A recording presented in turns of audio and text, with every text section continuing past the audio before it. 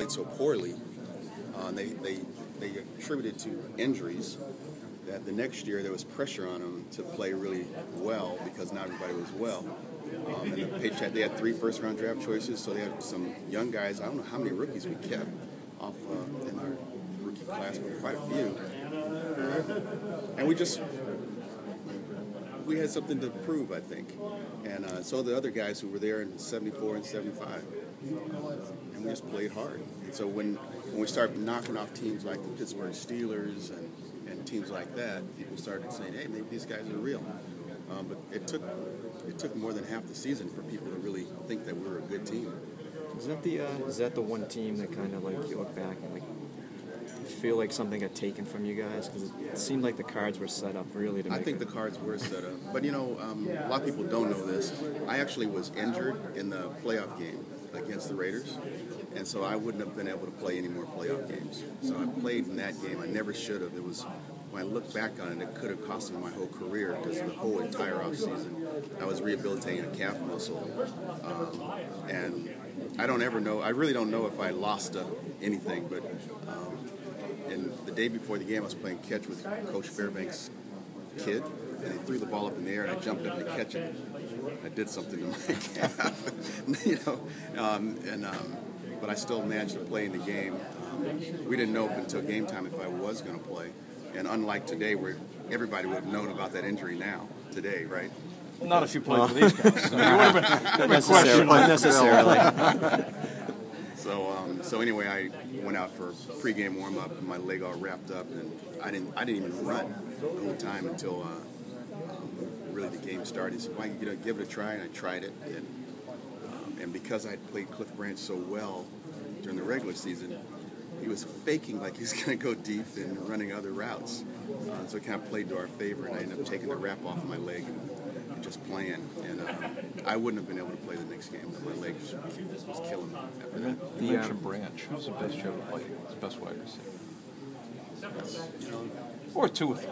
We don't. There were so many. I mean, I hate. You always got the best ones, so you can pick. Yeah, and they all were very good. I mean, I had to approach it that way because when I didn't approach it that way, I get burned. I'd say the toughest guy for me to cover ever was Harold Carmichael, but it was because of his height. Size. Yeah, because I could be right next to him. They throw the ball up, and he can out-jump me for it. And I think that's the type of receiver that a lot here they've got they use the tight ends like wide receivers. Same way. I think it's a real good strategy. Have you ever bothered watching the Ray Hamilton play? Huh? The Ray Hamilton play? Yeah. Have you ever actually bothered watching it? Or Absolutely, of course. Thoughts on it? It was a bad call. I think it was a bad call. There's always this, not always, but a lot of times there were these judgmental situations, and that was before replay also, right? And I don't know if they replayed, they might have called it too, because he did touch the face mask. It wasn't like he was trying to hit the guy. But it was a call that really hurt us. As you know, it all worked out in the end. Do you think that team was better than 78? I don't know. We had so many guys, like in 76, we didn't have Stanley. Right. We didn't have Raymond Claiborne. I forgot we were just loaded with young, talented guys. Like, what year did Tippett come? 80, probably. Was it 81? 82? 82, I think, yeah. So then we still had Rod Schote and Steve Zabel and Steve Nelson and Sam Hunt, those guys. Yeah. How much more of a passing league is it now, Mike? When you watch these games, completely different. Right. Yeah. I mean, they'll pass on every down. They'll pass to get 2 yards. They'll pass to get 3 yards. I think that's what makes it a lot more exciting for the fans, and it would have made it a lot more exciting for me too. I would have loved them playing. Would you? Oh yeah, heck yeah. And that's in that situation, the ball's going to be in the air, and so even if they didn't throw to my man, I might get a tip when they were throwing it to your man, the other guys. Right. So it would have been a lot of fun, I think. And I like what I see though in the quarterbacks, how the game has changed, and really how people are starting to get personal coaches, kids. I don't know about out here, but in Southern California, these guys, they have their own coaches at 10 years old, and they're teaching them how to throw it over the shoulder and back, passes, all these really difficult throws. And these kids are doing them and trying to do it in high school. So, it just makes the game more exciting. They still run the ball a lot, but it's much more of a passing game. How did you end up at corner rather than wide receiver? Because I think you could have been an all-pro wide receiver if you had been on that side of the ball. Yeah, well, it's debatable, and Coach Cush, my college coach, would tell you that the defensive coordinator wanted me at safety, and the offensive coordinator wanted me at wide receiver.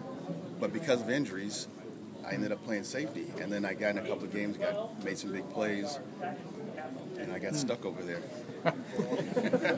Do you think defenses are more complicated because of the idea of stopping the passing game or not? I think, the rush, before in the old days it was like, you got so much time to get to the quarterback, and it was pretty simple the way they blocked it and all.